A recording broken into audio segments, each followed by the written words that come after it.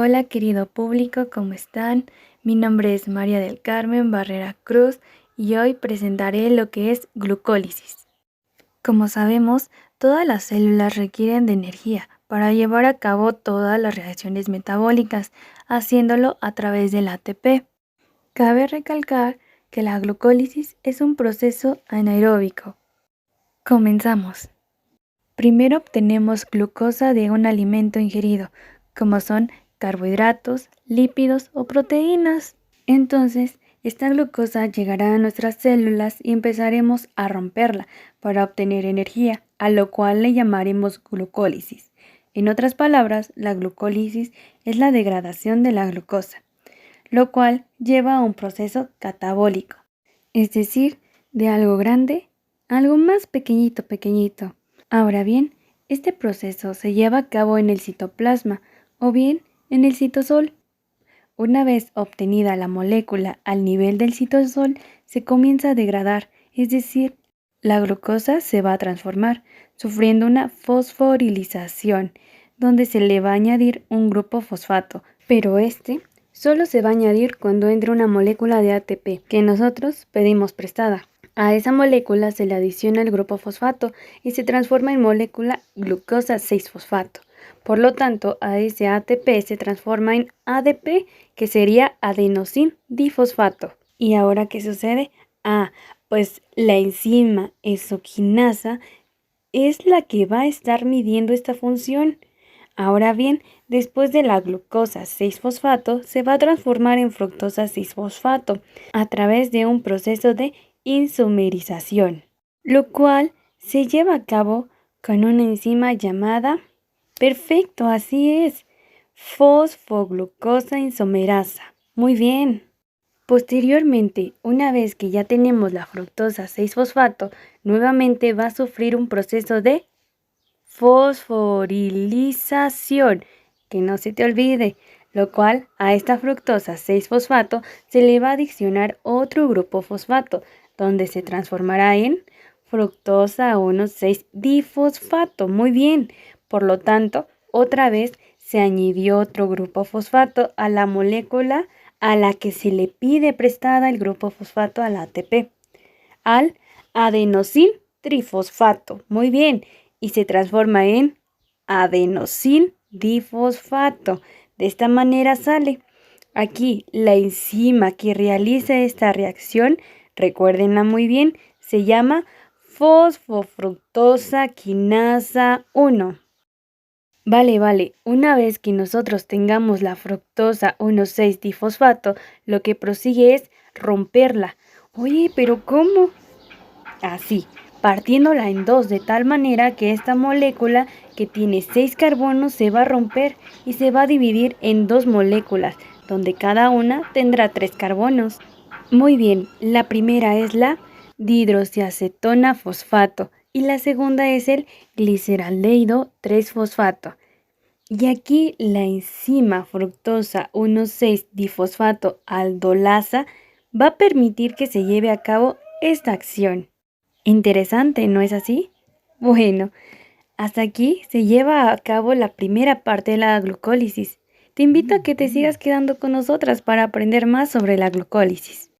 Hola, yo soy Jennifer Bautista Pérez y a continuación vamos a seguir con la segunda parte de glucólisis, así que empecemos. Ahora, en esta segunda parte hay que recalcar algo importante, que vamos a tener dos lados, por así decirlo, un lado izquierdo y un lado derecho. Y bueno, empezamos por el lado izquierdo.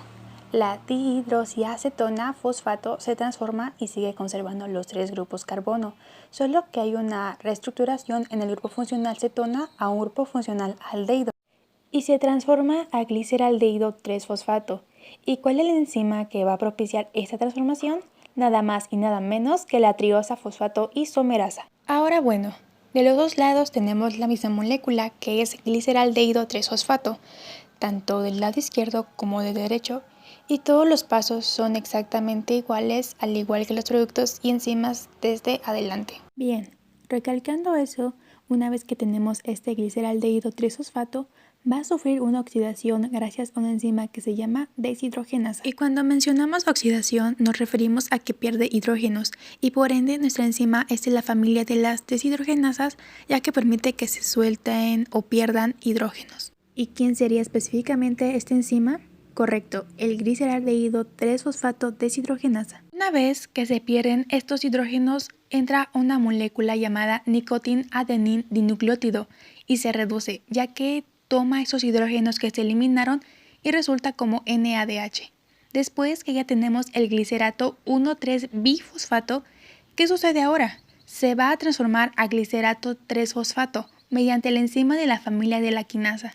Por lo tanto, en esta parte sufre una desfosforilación, que es quitar un grupo fosfato. Entonces, este glicerato 1,3-bifosfato va a perder este grupo fosfato y se va a transformar a glicerato 3-fosfato. Esto sucede al momento que entra el adenosin difosfato, roba el grupo fosfato y se transforma en adenosin trifosfato. Nuevamente, recordemos que lo que pasa del lado izquierdo pasa al igual que del lado derecho. Y ahora tenemos dos NADH y dos ATPs. Ahora que tenemos el glicerato 3-fosfato, este va a sufrir un intercambio del grupo fosfato de ubicación y se va a convertir en glicerato 2-fosfato a través de una enzima de la familia de las mutasas. Una vez obtenido el glicerato 2-fosfato, lo que sucede con él ahora es una deshidratación y una vez que ocurre la deshidratación se va a transformar a fosfoenol piruvato. Y la enzima que media esta función es la enolasa. Una vez ya obtenido el fosfonol piruvato, lo único que sucede con él es otra vez una desfosforilización, que es perder su grupo fosfato, y para esto entra otra vez el adenosin difosfato. Roba ese grupo fosfato que está soltando el fosfonol piruvato y se transforma en ATP. Y ahora tenemos dos moléculas de ATP porque recordemos que lo que pasa del lado izquierdo pasa al igual que del derecho. ¿Y qué enzima fue la que propició este paso? La enzima quinasa o piruvatoquinasa. Y como producto final tendríamos dos moléculas de ATP netos y dos de NADH.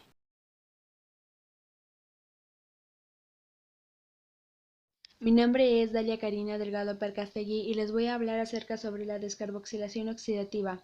Esta se produce por un complejo enzimático llamado piruvato deshidrogenasa. Ocurre una pérdida de átomos de carbono, que sería la descarboxilación, y se va a liberar electrones, que sería la oxidación. Aquí va a pasar de ácido pirúvico o piruvato a acetilcoenzima A. Y finalmente obtenemos 2 NADH y 2 acetilcoenzima A. Esto va a ocurrir en la mitocondria de la célula. Aquí más que nada los dos carbonos que van a salir se van a unir a una coenzima A. Así es como nos va a resultar el acetilcoenzima A, y aquí obviamente vamos a liberar hidrógenos y, como repetí, obtenemos 2 NADH y 2 acetilcoenzima A.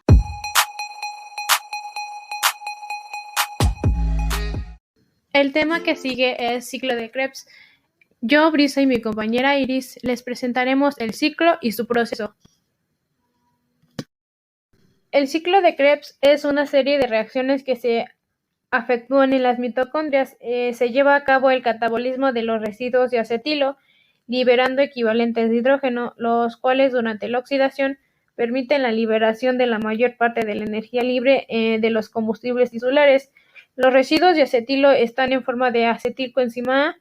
Este ciclo proporciona la mayor parte de las enzimas reducidas, que por ejemplo puede ser el NADH, que es niacin diclótido reducido, y FADH, que es flavina adenin diclótido reducido, que impulsa la cadena transportadora de electrones, por consiguiente la fosforilación oxidativa. Este ciclo puede considerarse como un intermediario entre la conversión de moléculas simples, ya sea derivadas de carbohidratos, grasas o proteínas, en energía formadas de ATPs. En el ciclo de Krebs, Este se va a llevar a cabo cuando una molécula de aceticoenzima A se va a unir con un oxalacetato, en el cual se van a condensar con ayuda de la enzima citrato sintasa, en el cual se formará citrato con ayuda de la enzima aconitasa y se llevará a cabo una deshidratación en el donde se eliminarán oxígenos e hidrógenos. El siguiente paso es cuando se forma cis-aconitato con ayuda de la enzima aconitasa, en el cual se va a llevar a cabo una hidratación y se transformará en isocitrato, en el cual se va a llevar un proceso de hidroxidación de hidrógenos, y aquí se va a formar nuestro primer producto, que es nuestra molécula de NAD, pasa a NADH con ayuda de la enzima isocitrato deshidrogenasa. Y NAD significa nicotina, adenín, adinucleótido, y pasa a nicotín, adenín, dinucleótido reducido. Posteriormente se transformará en oxalazoxinato con ayuda de la enzima isocitrato deshidrogenasa, en donde se va a llevar a cabo un proceso de descarbolización. Después se transformará en alfa-cetoglutarato, en el cual se va a formar nuestro segundo NAD, que va a pasar a NADH con ayuda de la enzima alfa-cetoglutarato deshidrogenasa. Después se pasará a succinil coenzima, la de NAD pasa a NADH con ayuda de la enzima isocitrato deshidrogenasa. Y NAD significa nicotina, adenín, adinucleótido, y pasa a nicotín, adenín, dinucleótido reducido. Posteriormente se transformará en oxalazoxinato con ayuda de la enzima isocitrato deshidrogenasa, en donde se va a llevar a cabo un proceso de descarbolización. Después se transformará en alfa-cetoglutarato, en el cual se va a formar nuestro segundo NAD, que va a pasar a NADH con ayuda de la enzima alfa-cetoglutarato deshidrogenasa. Después se pasará a succinil coenzima A, que se transformará a succinato mediante la enzima succinil coenzima A sintasa, y se va a llevar a cabo un proceso de fosforilación, en donde se adiciona un grupo de fosfato. Después se formarán nuestras primeras moléculas de ATP, que pasa de ADP, que va a pasar adenosin trisfosfato. Después se transformará en fumarato, en el cual se va a llevar a cabo un proceso de oxidación con ayuda de la enzima succinato deshidrogenasa, en el cual va a perder iones y va a pasar de FD a FADH que quiere decir flavina adenín dinucleótido, que pasará a flavina adenín dinucleótido reducida. Después se transformará en malato con ayuda de la enzima fumarasa, en donde el malato se oxida, y aquí se va a llevar a cabo un proceso de hidratación. Después se formará oxalacetato nuevamente, y aquí es donde se va a producir una enzima de malato deshidrogenasa y se va a formar NADH, y después se volverá a repetir nuestro ciclo, ya que se produce 2 veces este ciclo. Como producto final de nuestro ciclo nos va a quedar que por una vuelta de nuestro ciclo vamos a tener 3 NADH, un FADH y un ATP, y en total, ya con nuestras 2 vueltas de nuestro ciclo, vamos a tener 6 NADH, 2 FADH y 2 ATP.